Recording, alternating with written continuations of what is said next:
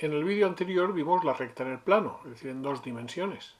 Ahora vamos a ver la recta en el espacio, es decir, en 3 dimensiones. La idea fundamental es la misma que en la recta en el plano, pero vamos a ver cómo esta tercera dimensión nos introduce algunos cambios, algunas complicaciones que vamos a tener que lidiar. Es lo que vamos a ver en este vídeo. Como he dicho, la idea fundamental es la misma. Tenemos un vector director, que en este caso tiene 3 componentes, Rx, Ry y Rz, un punto en la recta, que otra vez tiene 3 componentes, x0, y0, z0, y un punto que puede estar o no en la recta, que es x y z. Y tenemos un vector v que nos va de p0 a p. Este vector p estará en la recta si el vector v es paralelo al vector r. Y si no es paralelo, pues no está en la recta. Al igual que en el caso del plano, esto nos da directamente la ecuación vectorial de la recta. El vector v es igual a lambda por el vector r. Eso quiere decir que v y r son paralelos. En este caso, x menos x0, y menos y0, z menos z0 es igual a lambda por rx, ry, rz. Y al igual del caso del plano, pues si desempaquetamos esta ecuación vectorial en 3 ecuaciones escalares, tenemos la ecuación paramétrica de la recta, donde lambda es, otra vez, el parámetro de estas ecuaciones. Seguimos por el mismo camino, despejamos lambda en cada una de las 3 ecuaciones y ahora igualamos. X menos x0 dividido por rx va a ser igual a y menos y0 dividido por ri y va a ser igual a z menos z0 partido por rz. Y aquí vemos la primera diferencia. Antes teníamos una igualdad en el plano, ahora en el espacio tenemos 2 igualdades, lo cual nos va a dar lugar a 3 ecuaciones. Estas 3 ecuaciones, aunque de estas 3 ecuaciones realmente 2 son independientes, la tercera se deduce de ellas. Y esta es una característica de la recta en el espacio, en 3 dimensiones. Ahora no vamos a tener una ecuación que nos defina la recta, sino que vamos a necesitar 2. Después, en el plano tenemos la ecuación explícita y la ecuación punto pendiente. Pues en el espacio estas 2 ecuaciones no existen. En particular, por ejemplo, la punto pendiente no existe porque la idea de pendiente de la recta cambia. Antes, con un número podíamos saber la pendiente que tenía. En cambio, ahora, si nos dicen una pendiente de 0,5 en el espacio, pues sabemos que sube a razón de 0,5, pero no tenemos ni idea de hacia dónde. Con lo cual hay infinitas rectas que pasan por un punto y tienen una pendiente. Por eso esta ecuación no existe en el espacio. La que sí existe es la ecuación general, que, al igual que el caso anterior, ahora son 2 ecuaciones. A0x más b0y más 0,0z más d0 igual a 0, A1x más b1y más t1z más d1 igual a 0. Este par de ecuaciones es lo que constituye la ecuación general de la recta. Bueno, pues ya hemos visto algunas diferencias. Vemos que de las 6 ecuaciones que teníamos solo nos quedan 4 y vemos también que si antes necesitábamos una ecuación, ahora van por pares. Pero hay más diferencias. Vamos a ver una más, que es la diferencia que hay debido a los ángulos entre rectas.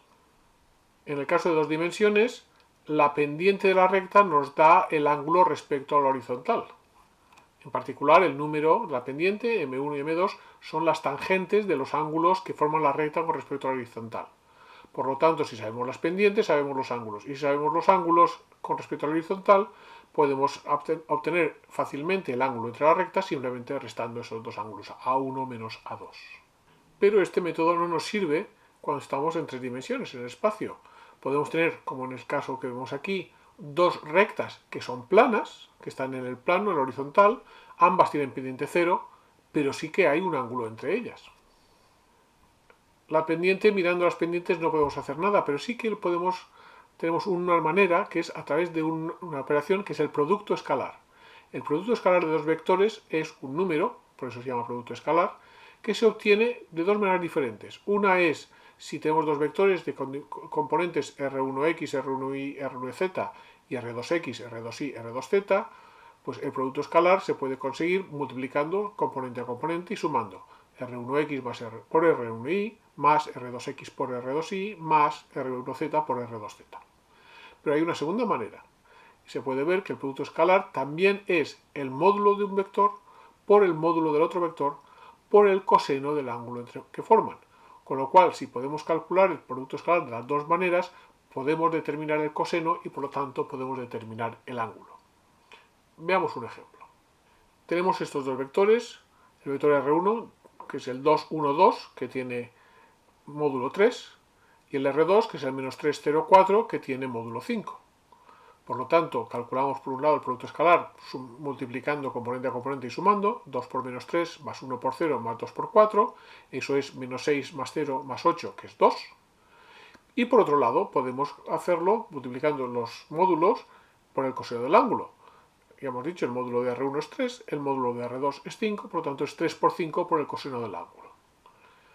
Despejando, vemos que el coseno del ángulo es 2 partido por 15, y eso da lugar a un ángulo de 82 grados. Así podemos calcular el ángulo entre dos vectores o entre dos rectas usando el producto escalar. Este método también sirve en dos dimensiones.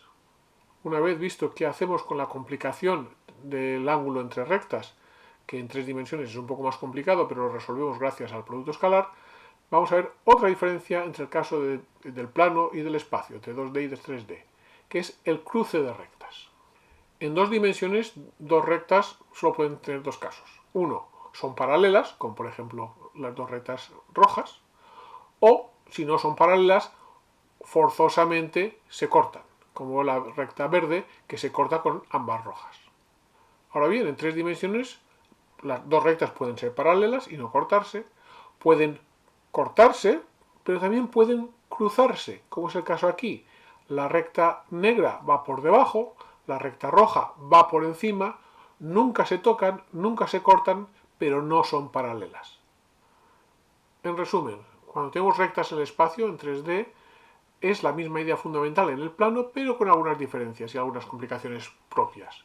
Una, requieren dos ecuaciones, un par de ecuaciones por cada tipo de ecuación. No existe la forma explícita ni la forma punto pendiente.